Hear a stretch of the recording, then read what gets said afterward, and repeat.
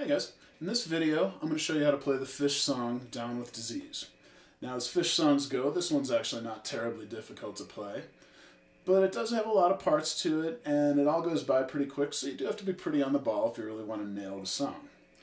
Now to play this, I dial up quite a bit of distortion, and I like to use my bridge pickup for kind of a real bright, crispy rock and roll type sound. Now the intro of this song is played with a D7 sharp 9 chord. And by the way, this song is all tabbed out on my website. If you go find the page where this song is, you'll see all the tabs and you can find all these chords. But real quick, this D7 sharp 9, which a lot of times is really associated with like Jimi Hendrix and like the Purple Haze, Foxy Lady type chord. But really is a great chord for all kinds of rock and roll and blues type situations. So you have your middle finger on the 5th fret, 5th string. Index fingers on the 4th fret, 4th string. Ring finger is on the 5th fret, 3rd string. And then your pinky's on the 6th fret of the 2nd string. That's a D7 sharp 9. Gives you a real crunchy rock and roll type sound. And here's how that intro part's going to go.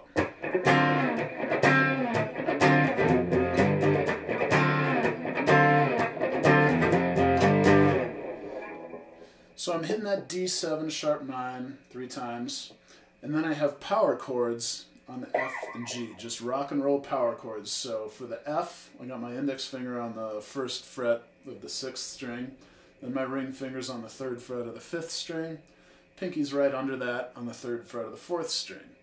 And that's my F, and then I'm just going to move that same shape up 2 frets for a G chord. Put it into context, this is what it sounds like.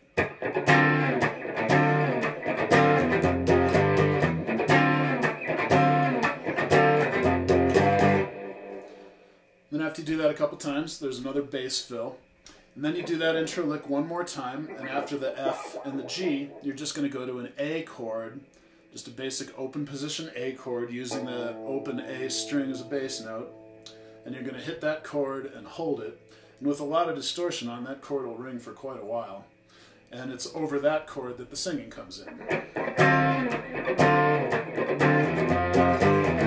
Down with disease, 3 weeks in my bed, trying to stop these demons that keep dancing in my head. Back to the intro.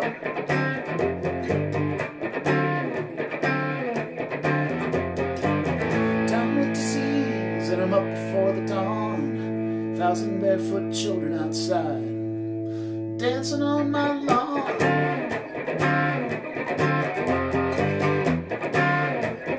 Dancing on my lawn. Now that part right there, the dancing on my lawn part, and the same thing will happen in the second verse too, is just a straight D9 chord, not the D7 sharp 9 that we had a minute ago, but more this jazz funk kind of James Brown D9 chord.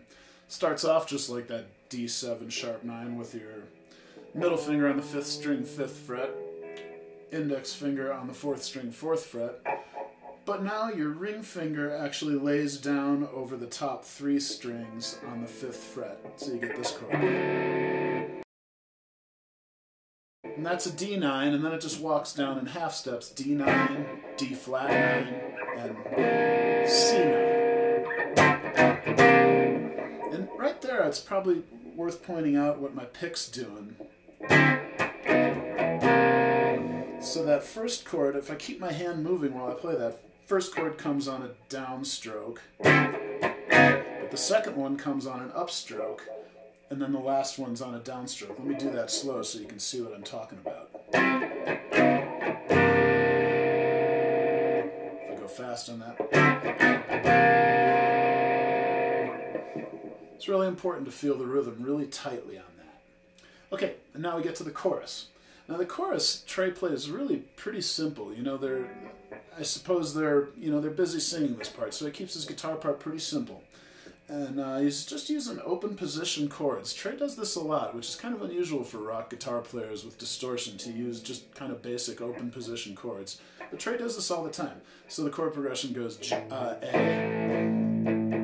G, D, G, D, G, C, A,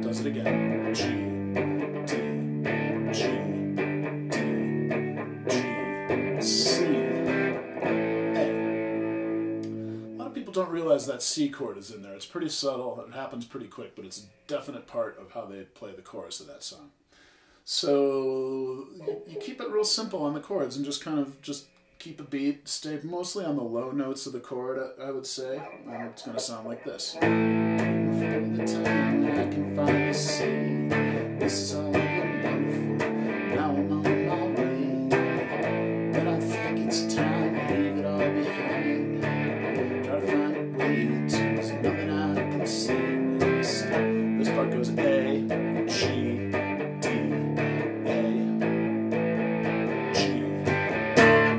hard stop on that D. That last part is where they're saying stop, stop, stop, stop, stop, stop, stop, stop, stop, stop, stop, stop, stop, stop. Then it goes back to the intro, right?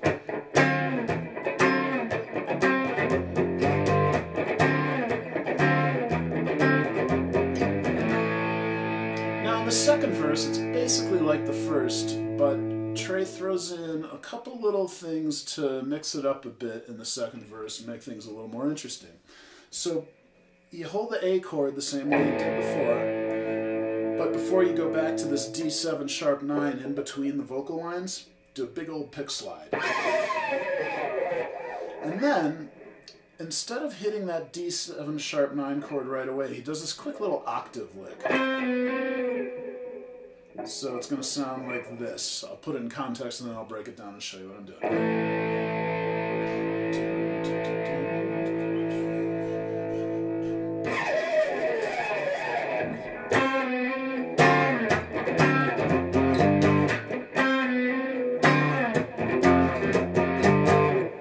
So what I'm doing for that octave lick there is my index finger's on the 3rd string, 5th fret, that's a C. And then my pinky's an octave above that on the 1st string, 8th fret, also a C.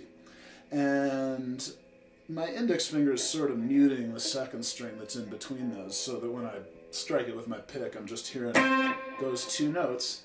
And I just strike it, and then I slide it down a fret, and then back up a fret. And then right back to this D7 sharp 9 chord.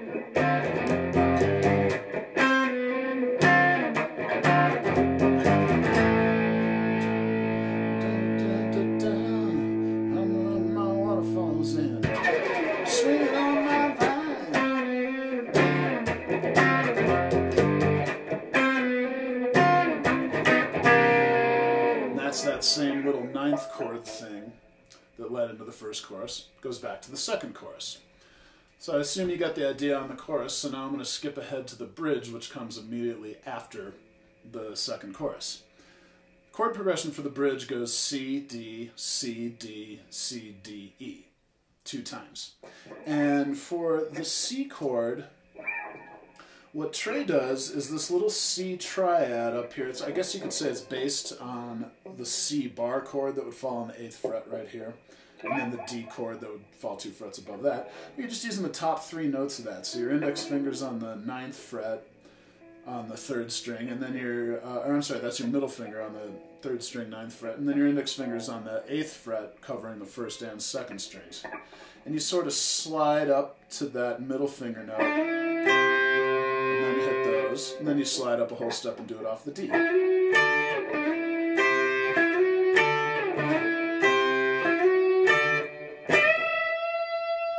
And that last thing happens when they hit the E chord, and that's one of those kind of Jimi Hendrix style scream licks where your index finger would be on the 12th fret 1st string, and then your ring finger would be on the 15th fret of the 2nd string. Your index finger stays stationary, and you bend that note up with your ring finger on the 2nd string. You get that kind of screaming sort of effect. So I'll play that bridge one more time, kind of slow.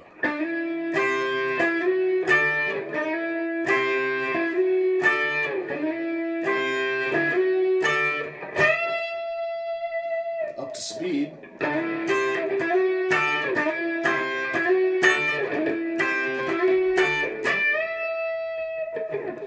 And after that second time, that bend gets held out quite a bit longer. And then the whole band hits this sharp hit together on an E7 sharp 9 chord. So it's the same exact chord that we had at the beginning of the song, but you move it up 2 frets and play it off the E. And do a big fall off of it. And then the drums kind of kick it off, and you go back into a chorus one more time. And after that chorus, then the guitar solo kicks off. So real quick, so the second video of this series here is going to cover the improvised portion of the guitar solo. But I will show you there's a melody that Trey plays at the beginning of the solo every time, and I'll show you how to play that. So it's based off of this A chord on the 14th fret here. And I guess I'm sort of visualizing here the A major pentatonic scale, just the pentatonic box off of the 14th fret, looks like this. It's kind of what I'm, I guess, visualizing here when I start this. And then, what Trey does to play that, so I'm going to take my ring finger on the 5th string and slide up from the 14th to the 16th fret. And then strike this little A triad on the 4th, 3rd, and 2nd strings with my index finger. And then, so that little bend right here, what's going on? That type of bend is something that you hear actually quite a bit. It's almost kind of a country sounding lick, or at least it would be if I didn't have so much distortion on my guitar. But what I do to get that sound, so my pinky is on the 17th fret of the 2nd string, and my ring finger's on the 16th fret of the 3rd string. Pinky's going to stay stationary, and then I strike these 2 notes at the same time, and I bend the note up with my ring finger, and then release the bend. And then I do this pull off from 16 to 14 on the 3rd string, down to the 16th fret on the 4th string, and then I jump up to this D note, 2nd string, 15th fret.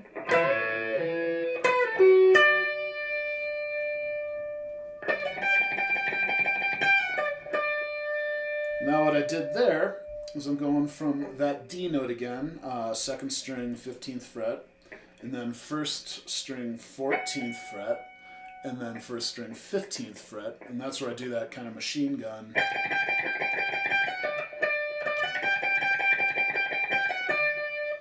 And then the last part of it is I go all the way up to the 17th fret of the 1st string with my pinky, bend it up and release the bend.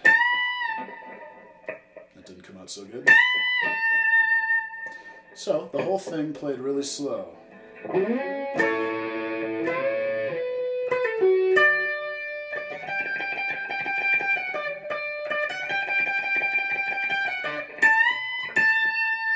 Maybe even slower this time.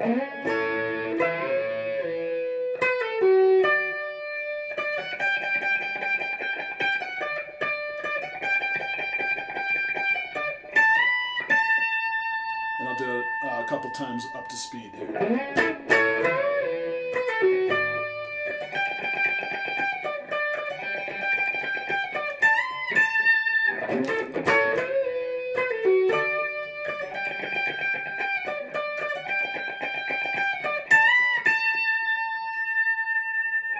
And from there, you move on to the improvised portion of the song, and that's what I'll cover in part 2 of this video.